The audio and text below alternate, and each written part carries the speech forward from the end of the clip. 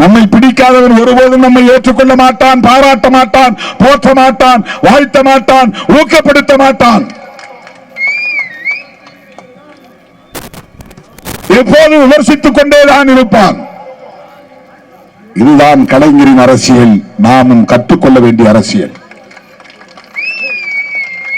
நாமும் கற்றுக்கொள்ள வேண்டிய அரசியல். நம்மை சீண்டுவார்கள், தூண்டுவார்கள், ஆசை காட்டி பார்ப்பார்கள். நம்ம தம்பி சில பேர் இந்த யூடியூப் சேனலுக்கு ஆசைப்பட்டு போய் பேட்டி கொடுக்கிறாங்க. இந்த முன்னணி தோழர்கள், திருமாவின் தம்பியாக இருந்து நீங்கள் அரசியல் பணி செய்ய வேண்டும். எவன் காட்டுகிற மயக்க வித்தைகளுக்கு நீங்கள் ஆட்பட்டு விடக் கூடாது. அதனால் தற்காலிகமான 2 நாள் உங்களுக்கு மட்டும் வருவது வைரல் ஆர்டிபிஷியல் இன்டெலிஜென்ஸ். நீங்க உங்க படத்தை பாத்தீங்கன்னா மறுபடியும் உங்களுக்கே அது வந்துகிட்டு இருக்கும். நிறைய பேருக்கு தெரியாது நீ பேட்டி கொடுத்ததே. போய் அப்படி எவனாவது வாயை சீன்றதுக்குன்னு கூடுவான், பேட்டி கொடுக்காதீங்க. தேர்தல் வரையில வாயை மூடிட்டு இருங்க.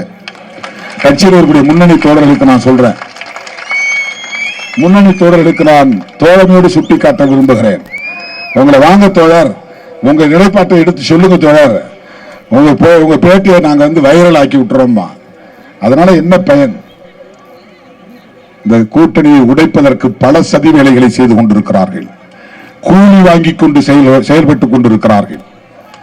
அதற்கு நாம் ஒருபோதும் இடம் கொடுத்து விடக்கூடாது.